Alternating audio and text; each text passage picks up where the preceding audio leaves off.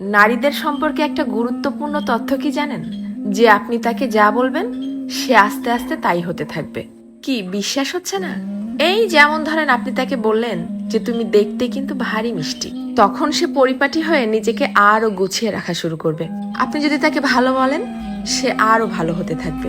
আপনি যদি বলেন যে তোমার মনের মধ্যে অনেক মায়া, ভালোর জন্য তুমি নিমেষেই যে কোনো কিছু কুরবানি দিতে পারো, তখনও সে সেটা রপ্ত করতে শুরু করবে। কিন্তু যখনই আপনি তার খুঁত ধরা শুরু করবেন, তার ছোট ছোট ভুলগুলোকে বড় বানিয়ে তাকে সবার সামনে অপমান করে ছোট করবেন, সে এটা পারে না, সে ওটা করে না, সে একজন বেয়াদব, সে একজন অসভ্য, মুখে মুখে তর্ক করে, সে একজন মারাত্মক রাগী তেজি জিদ্দি মহিলা, এ ধরনের কথাগুলো যখন তাকে কষ্ট দিয়ে বলবেন, সে কিন্তু আস্তে আস্তে তাই হতে থাকবে। কারণ তখন সে ইতোমধ্যেই জেনে গেছে যে আমার আর ভালো কিছু প্রকাশ করার মতো কিছু নেই।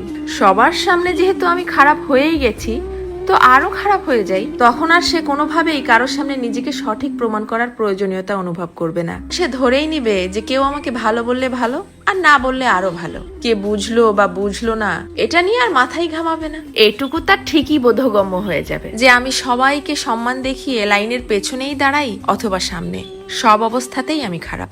আর এভাবেই আস্তে আস্তে আপনি তাকে হারিয়ে ফেলবেন। আর একজন নারী কখনোই একদিনে বা একটা কারণে নিজেকে সরিয়ে নেয় না, এর পেছনে থাকে কোটি কোটি কারণ। এর জন্যই কথাই আছে না যে কথাতেই জয় আবার কথাতেই ক্ষয়। কারো ভুল ধরিয়ে দিতে হয় একান্তে, সবার গোপনে। আর কারো প্রশংসা করতে হয় তাকে সামনে রেখেই সবার সামনে। কারো প্রশংসা করাও কিন্তু একটা মহৎ গুণ, যা মানুষের স্বভাব এবং আচরণকে নিমিষেই পরিবর্তন করতে পারে। মানুষ কথা তো বলতে শিখে যায় 2 বছরে, কিন্তু কোন কথা কোথায় কিভাবে বলতে হবে সেটা হয়তো শেখা হয় না 50 বছরেও। এটাও কিন্তু মানুষের জীবনের একটা বড় ব্যর্থতা।